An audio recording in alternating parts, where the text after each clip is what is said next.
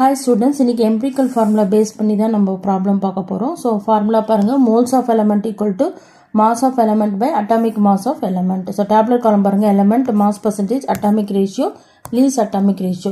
So ஒரு element கொடுத்துட்டாங்க, இங்கே மாஸ் நம்பர் 10 கொடுத்துருக்காங்க, ஒய் எலமெண்ட் கொடுத்துருக்காங்க, மாஸ் நம்பர் 40. இதுக்கான எம்பிரிக்கல் ஃபார்முலா நீங்கள் கண்டுபிடிக்கணும். மாஸ் பர்சன்டேஜும் கொடுத்துருக்காங்க, இதுக்கு வந்து 10%, இதுக்கு வந்து 20%.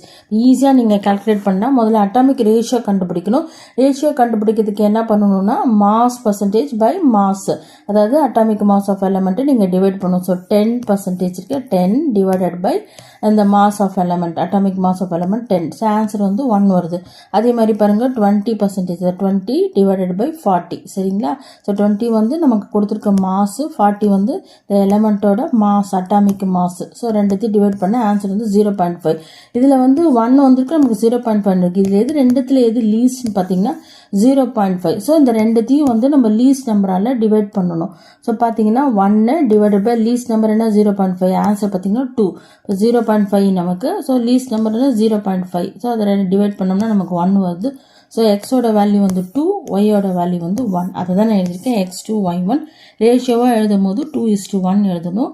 ஸோ இது ஈஸியாக நீங்கள் கால்குலேட் பண்ணிடலாம். இந்த எக்ஸாமில் வந்து மாஸ் பர்சன்டேஜாக கொடுக்கலாம், ரேஷியோவாக கொடுக்கலாம், மாஸாகவும் கொடுக்கலாம். எப்படி இருந்தாலும் இதே ப்ரொசீஜர் தான் நீங்கள் ஃபாலோ பண்ணணும். ஸோ பிடிச்சிருந்தா லைக் பண்ணுங்கள். தேங்க்ஸ் ஃபார் வாட்சிங்.